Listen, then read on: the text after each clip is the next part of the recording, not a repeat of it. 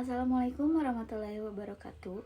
Perkenalkan, saya Najwa Ramandani. Pada kesempatan kali ini, saya akan mempresentasikan tugas ujian akhir semester mata kuliah ekonomi manajerial dengan tema kalau saya menjadi seorang manajer.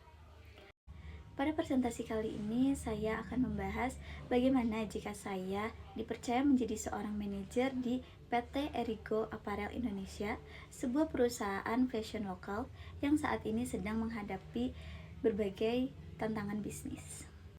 Sebelum masuk ke pembahasan, kita bahas terlebih dahulu perusahaan yang saya pilih.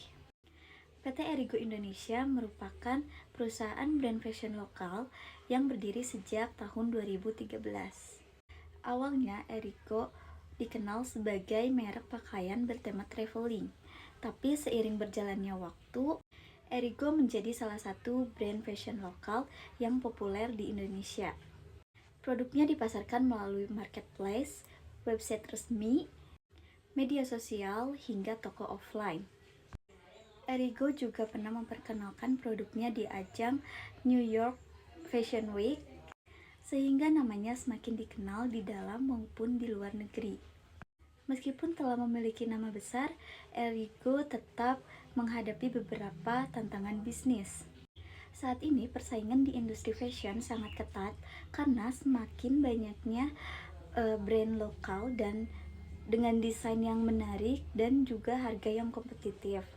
Selain itu, biaya promosi semakin tinggi, sementara hasil penjualan tidak meningkat.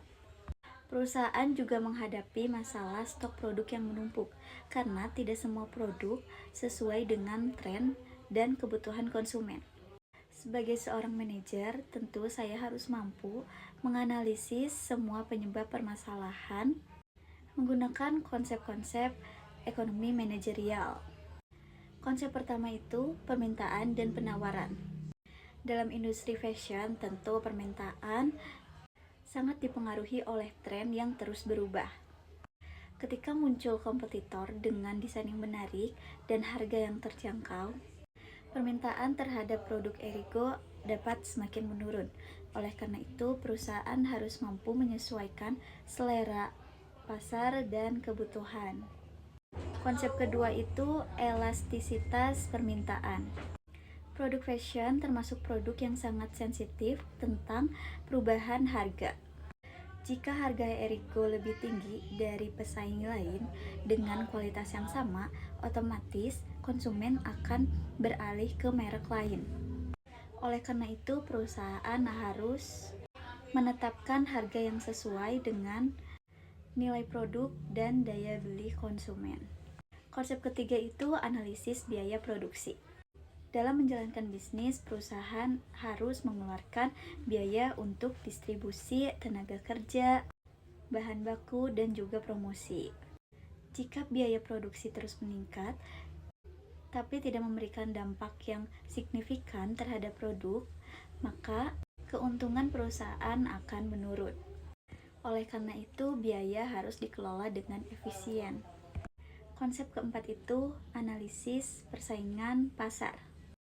Industri fashion ini merupakan salah satu industri dengan persaingan yang sangat tinggi. Banyak brand lokal baru yang menawarkan desain unik, kualitas baik, dan harga yang kompetitif. Kondisi ini menuntut Erigo untuk mempertahankan konsumennya dan mampu terus bersaing. Konsep kelima, pengambilan keputusan berdasarkan data. Seorang manajer tidak boleh mengambil keputusan berdasarkan perkiraan.